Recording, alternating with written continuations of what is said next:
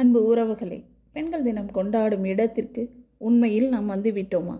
எல்லா இடங்களிலும் பெண்கள் வந்து விட்டார்கள். இன்னும் என்ன வேண்டும் என்றுதானே எல்லோரும் கேட்கிறீர்கள்.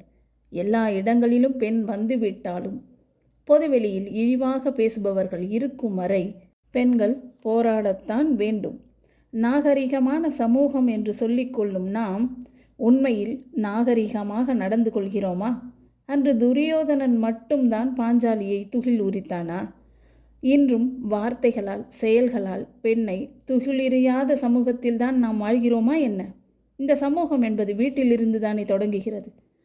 எங்கோ ஒரு பெண்ணிற்கு தீங்கிழைக்கும் ஆண் எங்கிருந்து வருகிறான்? வேற்று கிரகத்தில் இருந்தா வருகிறான்? நம் வீடுகளில் இருந்து தானே வருகிறான். நம் வீட்டில் இருக்கும் பெண்களை குலதெய்வம் என்று சொல்லும் நாம் அடுத்த பெண்களையும் அப்படித்தான் மதிக்க வேண்டும் என்ற பண்பு தெரிந்தவர்களாகவா இருக்கிறோம்? ஒரு நொடி துரியோதனன் பாஞ்சாலியின் இடத்தில் அவனுடைய தாயையோ கூட பிறந்தவளையோ மனைவியையோ அல்லது மகளையோ நினைத்து பார்த்திருந்தால் அவ்வளவு பெரிய பாவத்தை செய்திருப்பானா? பெண்களுக்கு தீங்கிழைப்பவர்கள் முதலில் வீட்டில் இருக்கும் பெண்கள் தண்டிக்க வேண்டும். உடன்கட்டை ஏற வைத்தீர்கள், தீக்குளிக்கச் சொன்னீர்கள், செய்யும் வேலைக்கு கூட சமமான கூலிக்காக போராடிதான் பெற்றோம். இன்னும் எத்தனை கொடுமைகளை நாங்கள் தாண்டி வந்திருக்கிறோம்.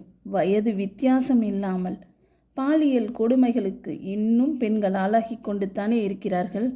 இவர்களெல்லாம் எங்கிருந்து வருகிறார்கள்? யாரோ ஒரு பெண்ணின் மகன்தானே இதை செய்கிறான். பெண்ணிடம் எந்த அத்துமீறலையும் செய்ய முடியும் என்ற ஆணவத்தோடு நடப்பவர்களை நம் வீடுகள் என்ன செய்கிறது? பெண்ணிடம் அப்படி என்னதான் வேண்டும்?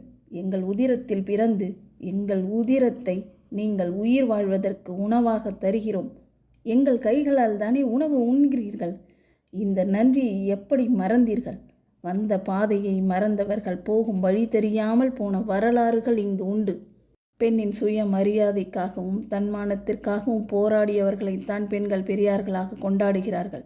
அவர்கள் இறந்து போனாலும் பெண்களின் மனதில் இரவாமல் வாழ்கிறார்கள்.